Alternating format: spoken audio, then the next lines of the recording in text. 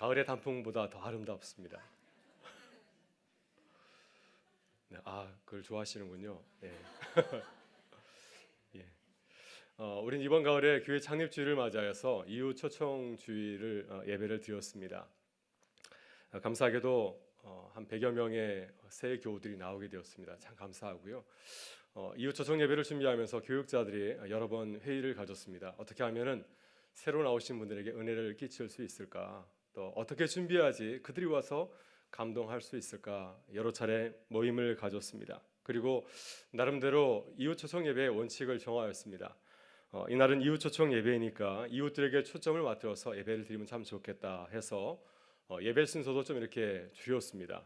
우리가 드리는 사도신경 또 참회의 기도 이런 것은 처음 오시는 분들이 부담스럽겠다, 잘 모르겠다 싶어서 이렇게 좀 빼게 되었고요. 또 그리고 새 교우 자리를 앞자리로 모셨습니다. 뒷자리에 모시게 되면은 뒤에서 이렇게 예배를 구경할 것 같아서 앞에 오셔서 예배에 집중할 수 있도록 앞자리에 오셨더니 그분들이 예배를 잘 드리시더라고요. 그래서 앞으로도 이웃 초청 예배를 드리면 앞자리를 모셔야겠다는 생각을 하게 되었습니다. 또 그리고 우리 교우들이 어떠한 사람들인가 하는 것을 또 나누기 위해서 특별히 두 분의 간증을 이렇게 나누게 되었습니다. 또 찬양대의 찬양과 축가도 이 새로 오신 분들에게 맞추어서 이렇게 내용도 이렇게 정하게 되었습니다. 그리고 저도 이제 새 교우들에 맞추어서 말씀을 준비하고 또 영상을 준비하였습니다.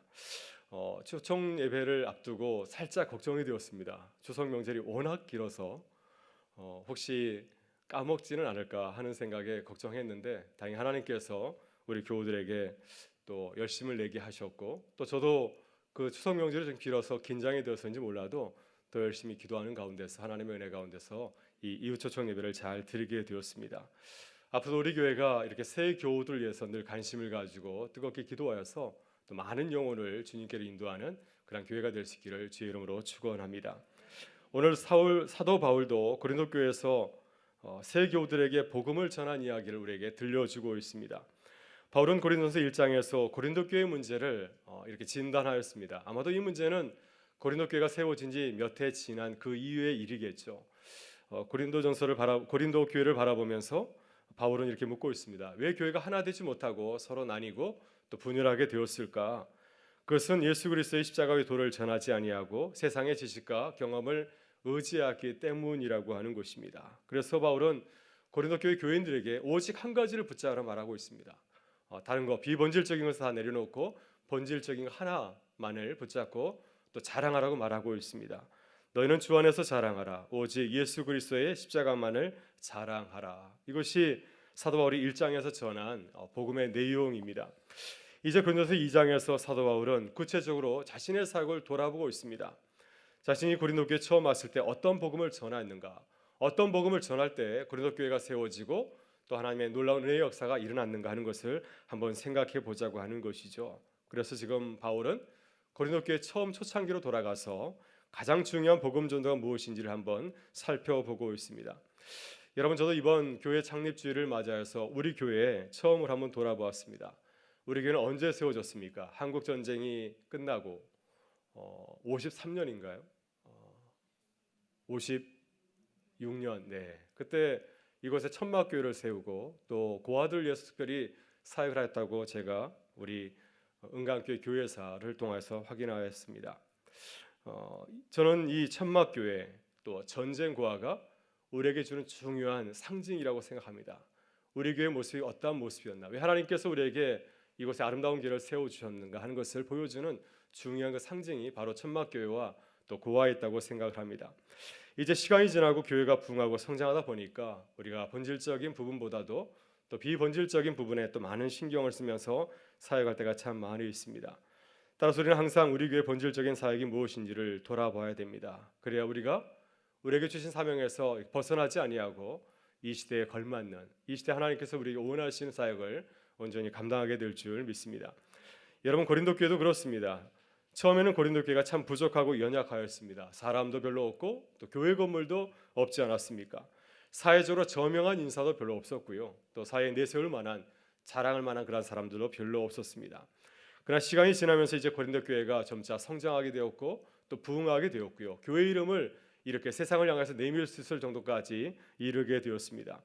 그래서 그들은 점차 교회의 본질은 잃어버리고 비본질적인 것을 붙잡게 되었습니다. 그래서 교회가 세상 가운데서 거룩한 교회가 되지 못하고 세상의 빛과 소금의 역할을 감당하지 못하고 서로 나뉘고 분열하고 그리고 또 자신의 지식과 경험을 자랑하고 명예와 권력을 추구하게 되었습니다. 그래서 바울은 현재 이렇게 제자리에서 이탈되어 있는 고린도 교회를 향하여서 다시 처음으로 돌아가자, 다시 본래 사명을 잘 감당하자 이렇게 당부하고 있는 것입니다. 여러분, 그렇다면 교회가 무엇으로 돌아가야 되겠습니까? 본문에서 바울은 처음 복음을 전했던 때로 돌아가자고 권면을 하고 있습니다. 우리가 처음에 무엇을 전하였는가, 또 우리가 어떤 복음을 전하였는가, 그리고 또한 우리가 어떤 마음과 자세를 가지고서 복음을 전하였는가, 처음에 우리의 모습을 한번 돌아보자고 하는 것입니다. 이렇게 바울은 고린도 교인들에게 처음 고린도 교회가 세워질 때 그때로 처음으로 돌아가자고 권면을 하고 있습니다. 바울의 사역의 모습을 통하여서 교회의 본질적인 모습이 무엇인지를 한번 확인해 보자고 하는 것이죠. 왜냐하면 처음 교회가 세워질 때 그 모습이 매우 중요한 모습이기 때문입니다. 오늘 시간 우리도 바울의 처음 복음 전도 이야기를 함께 나누면서 우리 자신과 우리 교회의 모습을 돌아볼 수 있기를 바랍니다. 그리고 우리의 그 복음 전도의 사역이, 우리 교회의 사역이 새로워질 수 있기를 주의 이름으로 축원합니다. 오늘 바울 사도가 고린도 교회 성도들에게 부탁하는 것은 세 가지 전도 사역에 대한 것입니다. 첫째, 우리가 무엇을 전할 것인가? 우리는 복음의 핵심을 바르게 전해야 된다고 하는 것입니다. 우리 본문 2절의 말씀을 같이 한번 읽어보겠습니다. 내가 너희 중에서 예수 그리스도와 그의 십자가에 못 박힌 것 외에는 아무것도 알지 아니하기로 작정하였음이라. 아멘. 네, 바울 사도는 복음을 전할 때 한 가지만 전하겠다고 말하고 있습니다. 많은 것 전하지 아니하고 오직 한 가지 전하겠다고 말하고 있습니다. 바로 그것이 무엇이죠? 바로 그것은 예수 그리스도와 또 예수께서 십자가에 못 박히신 그 사건, 그 십자가의 사건만을 전하겠다고 하는 것입니다. 이것이 사도 바울이 전하는 복음의 내용이라고 하는 것입니다. 바울이 이렇게 예수만 전하겠다, 또 십자가의 사건만 전하겠다고 강조하는 이유가 있습니다. 왜냐하면 바울은 자신의 선교 여행에서 큰 실패를 경험한 적이 있기 때문이었습니다. 사도행전 17장 16절 이하를 보게 되면은 바울은 고린도 교회에 오기 전에 아덴이라는 곳에서 복음을 전하였습니다. 아덴은 지금의 그리스의 수도 아테네를 말하고 있습니다. 아테네는 어떠한 곳이죠? 그리스 헬라 철학의 본산지입니다. 바울에게서 복음을 전할 때 이곳에 유명한 철학자들이 모여 있었습니다. 에피쿠르스 학파, 스토아 학파, 우리 고등학교 시간에 배웠죠. 네, 저도 시간이 오래 지나서 잘 모르겠는데 하여튼 그러한 유명한 철학자들이 있었습니다. 세상의 철학을 자랑하고 있는 분들이 참 많이 있었습니다. 바울은 그것을 들렸을 때 우상이 도처에 있는 것을 보게 되었습니다. 그리스 신화에 보면 얼마나 많은 신들이 나옵니까? 도처에 우상이 깔려 있고요. 또 많은 철학자들이 있는 것을 보면서 그들을 찾아가서 이제 복음을 전하게 되었습니다. 그런데 그들에게 복음을 전할 때 십자가의 도를 전한 것이 아니라, 물론 그 속에 십자가의 도가 전에 들어있지만은 그러나 그는 이 그리스 헬라 철학자들 또 그리스 사람들이 알 수 있는 지식의 높은 수준의 그런 지식을 가지고서 그들의 복음을 전하게 되었습니다. 사도행전 7장 23절을 보게 되면 바울이 아덴 사람들에게 이렇게 복음을 전하고 있습니다. 내가 두루다니며 너희가 위하는 것들을 보다가 알지 못하는 신에게 나로 새긴 단도 보았으니 그런즉 너희가 알지 못하고 위하는 그것을 내가 너희에게 알게 하리라. 바울이 아덴에 갔더니 수많은 제단이 있습니다. 근데 그 제단 가운데 하나는 알지 못하는 신에게, 우리가 잘 알지 못하는 신에게 드리는 제단도 있었다고 하는 것이죠. 그래서 바울은 그것을 이렇게 가지고서 너희가 알지 못하는 그 신에 대해서 내가 오늘 말해주겠다 하면서 이렇게 그들에게 말씀을 전하였습니다. 그런데 그 말씀을 전할 때 투박한 복음을 가지고서 전한 것이 아니라 상당히 높은 경지의 철학적인 수준을 가지고서 그들에게 복음을 전하게 되었다고 하는 것이죠. 그런데 아데네스 바울의 복음 전도의 결과는 어떻게 되었습니까? 바울은 큰 기대를 걸었습니다. 내가 지식인이요? 또 그들과 이렇게 논쟁할 정도의 높은 수준의 지식을 갖고 있기 때문에 많은 철학자들 또 아덴 사람들이 자신에게로 또 복음을 믿고 돌아오게 될 줄 믿었습니다. 그러나 철저하게 대실패를 경험하게 되었습니다. 바울이 가는 곳마다 교회를 세우지 않았습니까? 그런데 이 아데네스는 교회를 세우지 못하였습니다. 이 경험을 통해서 바울은 자신의 인간적인 지식과 기술에 대해서 자존감을 상실하게 되었습니다. 하나님의 복음은 인간의 지혜나 지식으로 전하는 것이 아니라 온전히 하나님의 말씀을 전하고 증거해야 되는구나, 이 사실을 깨닫게 된 것이죠. 그래서 바울은 고린도에 와서 저 말씀을 전할 때는 자신의 지식을 자랑한 것이 아니라 이 고린도 사람들이 잘 알고 있는 세상적인 지식과 그러한 경륜을 가지고서 복음을 전한 것이 아니라 오직 예수 그리스도와 주님이 달리신 십자가의 그 사건에 대해서만 전하게 된 것이었습니다. 여러분, 바울이 고린도전서 1장 23절에서 밟힌 것처럼 십자가에 못 박힌 예수 그리스도를 전하는 것은 참 어렵습니다. 왜냐하면 세상 사람들이 십자가 달린 예수 그리스도를 존경하면서 바라보는 것이 아니라 무시하고 또 조롱하지 않습니까? 어떻게 우리를 구원하신 신이 저렇게 무력하게 십자가 달려 죽을 수가 있는가? 어떻게 저런 신을 우리의 구원자로 모실 수 있는가? 이렇게 많은 사람들이 예수를 부인하고 또한 조롱하기 때문에 그 십자가의 도를 전하는 것이 굉장히 쉬운 일이 결코 아닙니다. 그러나 그럼에도 불구하고 우리는 그 십자가와 또 예수 그리스도를 전해야 되는 것이죠. 왜냐하면 그것이 하나님의 능력이요 또 하나님의 지혜이기 때문입니다. 이 십자가를 전할 때, 이 예수 그리스도를 전할 때만이 하나님께서 우리 가운데 놀라운 은혜를 나타내시기 때문에, 놀라운 능력을 나타내시기 때문에 우리는 세상의 지혜를 자랑하지 아니하고 이 복음을 전해야 하는 것입니다. 여러분, 바울은 로마 교회 복음을 전할 때 오직 한 가지 복음만 전하였습니다. 어떻게 십자가에 달린 예수 그리스도가 우리를 향하신 하나님의 지혜이며 능력인가? 우리가 예수님을 믿을 때 우리의 삶의 자리 가운데 어떤 놀라운 능력이 나타나는가? 예수 그리스도만 집중적으로 이렇게 전하게 되었습니다. 이 한 가지 사실만을 집중적으로 전할 때 놀라운 능력이 나타나게 되었습니다. 많은 사람들이 이 로마서를 읽고 큰 은혜를 받지 않습니까? 종교개혁자 루터도 이 말씀을 통하여서 복음의 능력을 발견하게 되었고 또 종교개혁을 일으키는 놀라운 하나님의 역사를 시작하게 되었습니다. 따라서 우리도 예수 그리스도와 십자가의 도를 전하는 교회가 될 수 있기를 바랍니다. 이 복음을 능력 있게 전하기 위해서 늘 기도하고 힘쓰는 하나님의 교회가 될 수 있기를 주의 이름으로 축원합니다. 둘째, 그렇다면 우리는 이 복음을 어떻게 전해야 되겠습니까? 우리는 진실되게 이 복음을 전해야 됩니다. 본문 1절에서 바울은 이렇게 증거하고 있습니다. 같이 한번 읽어보겠습니다.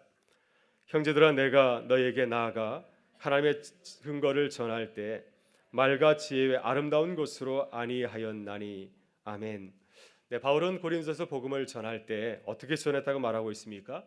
말과 지혜의 아름다움으로 전하지 않았다고 고백하고 있습니다. 여러분, 고대 그리스 로마 세계는 화려한 말과 지혜를 숭상하였습니다. 그래서 어린 자녀들이 어려서부터 수사학교를 다니게 되었습니다. 말을 잘할 수 있도록, 또 논리를 가지고서 자신의 주장을 펼 수 있는 그러한 수사학교와 또한 웅변을 배우는 그런 것을 배우면서 말을 배우고 익혔습니다. 그런데 바울은 이런 말의 기교와 기술을 사용하여서 복음을 전하지 아니하였습니다. 사람들이 보기에 어눌해 보인다 할지라도 복음을 진솔하게 확신을 가지고서 전하였습니다. 사랑의 감정을 자극하거나 특별한 능력을 사용해서 웅변수를 이용해서 복음을 전하지 않았다고 하는 것이죠. 말의 힘을 이용해서 복음을 전하지 않았다고 하는 것입니다. 여러분, 그렇다고 해서 바울이 헬라 사람들이 구사하는 수사기나 웅변술이 없어서 이 고린도 사람들처럼 말을 잘하지 못하여서 그렇게 한 것이 결코 아니었습니다. 바울 자신을 살펴보게 되면 바울은 놀라운 수사학과 또 웅변술을 가지고 있습니다. 얼마든지 다른 사람을 탐복시킬 수 있는, 설득할 수 있는 능력을 가지고 있는 사람입니다. 그러나 복음을 전할 때 그는 일부러 그런 능력을 사용하는 것을 철저하게 자제하고 있는 것을 보게 됩니다. 여러분, 그렇다면 바울이 수사학이나 웅변술을 자제하는 이유가 무엇이겠습니까? 이러한 말을 화려하게 잘 쓴다든지 말의 힘을 빌어서 사용하게 되면은 하나님의 능력이, 복음의 능력이 가려지기 때문이었습니다. 만약 어떤 복음 전도자가 화려한 웅변술과 어려의 기교를 가지고서 복음을 전한다고 한다면 아마 사람들은 복음의 능력을 보기보다는 그 사람의 말의 능력을 집중하게 되지 않겠습니까? 그래서 복음에 감동하는 것이 아니라 그 사람의 감동할 때가 참 많이 있습니다. 야, 저분 참 말씀 잘 전한다. 분명히 하나님의 말씀을 전하였지만 많은 사람들이 그 말에 탐복하여서 와, 정말 말 잘한다 이렇게 고백할 때가 있다고 하는 것이죠. 네, 복음을 듣고 하나님을 찬양하는 것이 아니라 사람에게 찬사와 영광을 돌리게 되는 것을 보지 않습니까? 그래서 바울은 말을 포장하지 않습니다. 말의 능력으로 하지 아니하고 복음을 있는 그대로 전하려고 애쓰고 있습니다. 바울이 그렇게 하는 이유는 하나님의 영광을 가리지 않기 위해서입니다. 그래서 4절 5절에 보게 되면 바울이 이렇게 증거하고 있습니다. 우리 4절 5절의 말씀을 같이 한번 보겠습니다. 내 말과 존다함이 설득력 있는 지혜의 말로 하지 아니하고 다만 성령의 나타나심과 능력으로 하여 너의 믿음이 사람의 지혜에 있지 아니하고 다만 하나님의 능력에 있게 하려 하였노라. 아멘. 네, 우리는 복음을 전할 때 우리 자신을 자랑하려고 하지 않아야 됩니다. 가능하면 우리의 모습을 감추고 하나님의 능력이 나타날 수 있도록, 하나님의 영광을 사람들이 볼 수 있도록 그렇게 복음을 전하는 것, 이것이 복음 전도의 목적입니다. 여러분, 예수님도 복음을 전할 때 가급적 자신을 드러내려고 하지 아니었습니다. 예수님께서는 기적을 베푸실 때 많은 사람들이 보는 데서 기적을 베푸지 않으셨습니다. 사람을 살릴 때에도 소수의 사람들만이 들어가서 그 사람들에게 사람을 살리는 그 기적을 보여주셨고요. 오병이어 기적을 베풀 때에도 어떻게 하였습니까? 은밀하게 하였습니다. 먼저 제자들에게 기적을 베풀 수 있도록 기회를 주고, 그러고 나서 기적을 베푼 후에 많은 사람들이 예수님을 왕으로 삼으려 하자 예수님은 그곳에 앉아서 왕이 되신 것이 아니라 그것을 황급히 피하였습니다. 예수님께서는 어떤 사역을 하더라도 한 곳에 머물러서 오랫동안 머물면서 하나님의 영광을 취한 것이 아니라 그 자리를 벗어났습니다. 멀리 떠나게 된 것을 보게 됩니다. 예수님께서는 사탄에게 세 가지 유혹을 받았습니다. 돌로 떡을 만들어 보아라, 높은 데서 한번 떨어져 보아라, 그리고 나에게 절해 보아라. 이 세 가지 유혹의 공통점이 무엇입니까? 놀라운 능력을 통하여서 사람의 주목을 끌어서 자신의 능력을 사람들에게 보이려고 하는 것입니다. 놀라운 능력을 통하여서 하나님의 일을 이루라고 하는 것이었습니다. 주님, 이런 세상적인 성공과 지혜의 방법을 사용하지 않으신 이유가 무엇입니까? 이것은 하나님의 영광을 드러내지 아니하고 나의 영광을 드러내기 때문이었습니다. 그 화려한 능력이 사람들로 하여금 하나님의 영광을 보지 못하도록 만들기 때문에 예수님께서는 이 사단의 유혹을 철저하게 또 무시하고 포기하신 것이었습니다. 여러분, 우리는 주의 복음을 전할 때 항상 명심해야 됩니다. 내가 하나님의 영광을 가리는 것은 아닌가? 하나님의 영광을 가리는 것이 내 안에 있다고 한다면 우리는 철저하게 버려야 될 줄 믿습니다. 그래 하나님께서 나를 통해서 영광을 받으실 수 있기 때문이죠. 내가 죽어야 하나님이 살게 됩니다. 내가 철저히 나를 내려놓아야 하나님의 영광이 우리의 연약함 가운데서 나타나게 될 줄 믿습니다. 따라서 우리도 항상 바울처럼 기도하고 고백해야 될 줄 믿습니다. 4절의 말씀을 표준 세번역은 이렇게 증거하고 있습니다. 나의 말과 나의 설교는 사람의 지혜에서 나온 그럴듯한 말로 한 것이 아니라 성령의 능력이 나타난 증거로 한 것입니다.